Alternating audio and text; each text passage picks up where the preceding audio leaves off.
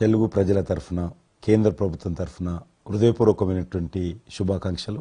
ఎందుకంటే తెలుగు సినీ పరిశ్రమలో అక్కినేని నాగేశ్వరరావు గారి తర్వాత మీరు పద్మవిభూషణ్ తీసుకోవడము మాకందరికీ గర్వకారణం. మీ యొక్క 45 ఏళ్ల సినీ జీవితంలో పునాది రాళ్ళు వేసుకుంటూ స్వయం కృషితో ఈరోజు ఎదుగుతూ వస్తున్నారు. ఎంతో కష్టపడి మీరు ఈ స్థాయికి చేరుకున్నటువంటి మీకు ఈరోజు కేంద్ర ప్రభుత్వం పద్మవిభూషణ్తో సన్మానించడము నిజంగా ప్రతి తెలుగు బిడ్డ గర్వపడాల్సినటువంటి అంశం నేను భావిస్తా ఉన్నాను. Thank you so much. Padma Vibhushan వచ్చిన ఈ సందర్భంలో మీరు అభినందించడానికి నా స్నేహితుడిగా చిరకాల మిత్రుడిగా మీరు రావటం అనేది నాకు చాలా చాలా సంతోషం, మిక్కిలి ఆనందంగా ఉంది. అండ్ మీ ప్రేమని మీ అభిమానాన్ని ఆస్వాదిస్తున్నాను. Thank you so much. ఢిల్లీలో రాష్ట్రపతి చేతుల మీదుగా తీసుకుంటున్నారు కాబట్టి మేము దానికంటే ముందే మిమ్మల్ని కలవాలి, అభినందించాలనేటువంటి ఆలోచనతో ఈరోజు మీ దగ్గరికి రావడం జరిగింది. మోస్ట్ వెల్కమ్ అండి. దక్షిణ భారతదేశంలో రజనీకాంత్ గారు కానీ మీరు కానీ ఒక మంచి నైతిక విలువలతో కూడినటువంటి నటులుగా మంచి పేరు తెచ్చుకున్నారు.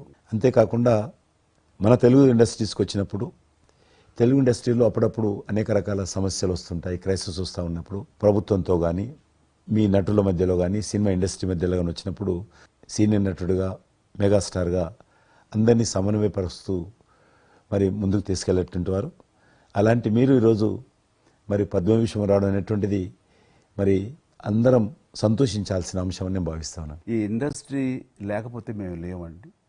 మా చదివిన చదువుకు కానీ మన బ్యాక్గ్రౌండ్కి కానీ ఏదో ఒక మారుమూల ఉద్యోగం చూసుకుంటూ ఉండాల్సిన వాళ్ళు ఈ రోజున ఇంత సెలబ్రిటీ స్టేటస్ కానీ ప్రపంచవ్యాప్తంగా ఎక్కడ మన వాళ్ళు ఉన్నా సరే అక్కడ గుర్తింపు కానివ్వండి, ఇవన్నీ రావటం అంటే కనుక కళామ తల్లి ఆ సినిమా ఇండస్ట్రీ నాకు పెట్టిన భిక్షగా నేను ఫీల్ అవుతుంటాను. ఆ ఇండస్ట్రీ లేకపోతే ఏం లేదు. అందుకని ఇలాంటి ఇండస్ట్రీకి ప్రత్యుపకారంగా నేను ఏం చేయాలి, నాకు ఇంత స్థానం ఇచ్చిన ఇండస్ట్రీకి తిరిగి నేను ఏమి ఇవ్వగలను అనేటటువంటి ఒక గ్రాటిట్యూడ్ నుంచి మొదలైంది. క్రైసిస్ వచ్చినప్పుడు నేనేదో నా భుజం కాయాలి, నా వంతు సహాయం చేయాలి అనే ఆలోచన. ఒక ఇంటికి పెద్ద బిడ్డగా పెద్ద కొడుకుగా ఆ ఇంటి కుటుంబ బాధ్యతలకి తన వంతు సహాయం ఎలా చేస్తాడో అలాగే నిర్వర్తించాలని ఉంటుంది. కానీ ప్రతిదానికి పెద్ద నేను అనేటువంటి బేషిజానికి మాత్రం పోవాలని కారణం ఒకటి అనుకుంటే మీరంటే అందరు యాక్సెప్టబిలిటీ ఉంటుంది. అది కూడా ఆ యాక్సెప్టబిలిటీ చిన్నవాళ్ళు కానీ పెద్దవాళ్ళు కానీ ఈ రంగం కానీ ఆ రంగం కానీ మీరు ఏదైనా ఒక మాట చెప్తే దాని మీద మీరు నిలబడతారు, మిగతా వాళ్ళు కూడా మీ మాట గౌరవం ఇస్తారు. అది కారణం నేను అనుకుంటాను. సినిమా రంగం నుంచి రాజకీయాలకు వచ్చి కూడా రాజకీయాలలో మీకంటూ ఒక ప్రత్యేక స్థానాన్ని సంపాదించుకున్నారు.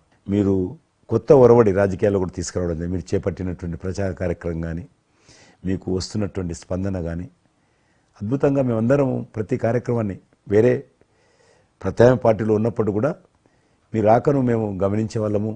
మీరు చేస్తున్నటువంటి ప్రచారము కొత్త ఒరవడి మీరు అద్భుతంగా చేశారు. ప్రాంతాలకు అతీతంగా మీకు స్పందన లభించింది, చాలామంది గెలిచొచ్చారు. ఒక ఆర్టిస్ట్గా నేను మంచి స్థితిలో ఉన్నప్పుడు రాజకీయాల్లోకి వెళ్లాల్సినటువంటి ఒక పరిస్థితులు నెలకొన్నాయి.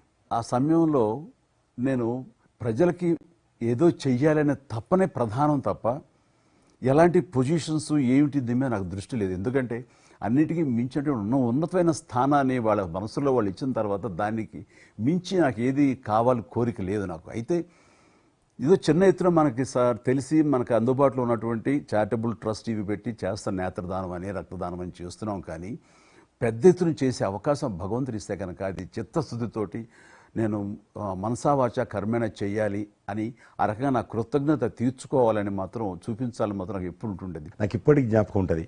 ఇది అంతకుముందు ఒకటే ఉండేది, ఇలాగ పెట్టినప్పుడల్లా ప్రతిసారి మీరే జ్ఞాపకం వస్తారు నాకు. ఎంత కీన్ అబ్జర్వేషన్. రాజకీయంగా ఉన్నప్పుడు మాత్రం నాకు ఎనలేని సంతృప్తి ఎక్కడ లభించిందంటే ముఖ్యంగా ఇప్పుడు తమరు చేస్తున్నటువంటి శాఖ ఉంది కదా టూరిజం, అది నేను మీకంటే కొంచెం ఒక స్టెప్ ముందుగా దాన్ని నేను అవి నిర్వర్తించినప్పుడు ఆ శాఖలో మంత్రిగా నాకు పొందినటువంటి అనుభూతి కానీ లభించిన సంతృప్తి కానీ అంతా ఇంత కాదు.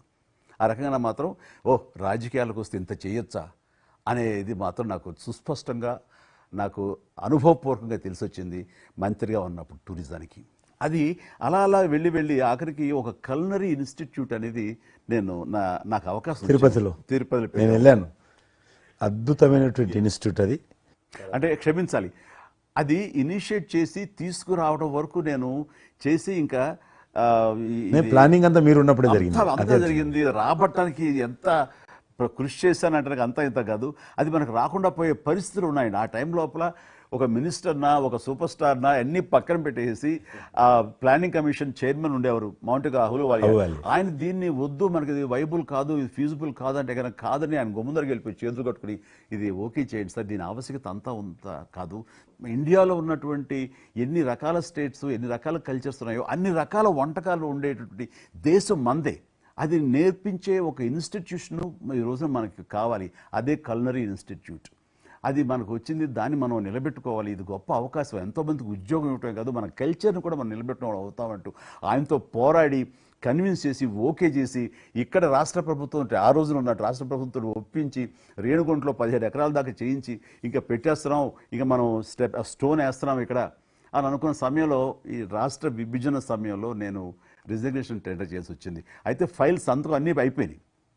దాని తర్వాత ఇమ్మీడియట్గా వచ్చిన కేంద్ర ప్రభుత్వంగా మీరు దాన్ని ఇంప్లిమెంట్ చేసి ఈరోజు రేణుగుంటలో అది మీరు చాలా అద్భుతంగా ఉన్నదండి. ఇంకా దాన్ని ఈ మధ్యలోనే 2 రోజుల క్రితం ఈ మధ్య నేను మా సెక్రటరీని పంపించాను. మళ్ళీ దాన్ని ఇంకా రిక్రూట్మెంట్ కానీ ఇంకా రీడెవలప్మెంట్ కానీ ఇంకా ఏ రకంగా డెవలప్, ఇప్పుడు ఆల్రెడీ మేము ఎస్వి యూనివర్సిటీతో టైప్ చేసుకుంటున్నాము, టీటీడీ వాళ్ళతో టైప్ చేసుకుంటున్నాము, కొన్ని స్టార్ హోటల్స్తో టైప్ చేసుకుంటున్నాము. ఆ రకంగా ఇంకా మీరు ఏదైతే ఆలోచన ఉండనో మీ ఆలోచన ప్రకారం దాన్ని ముందుకు తీసుకెళ్తాం, ముందుకు తీసుకెళ్తాం. మీరు రాజకీయాలు ఉన్నా సినిమా రంగంలో ఉన్నా కూడా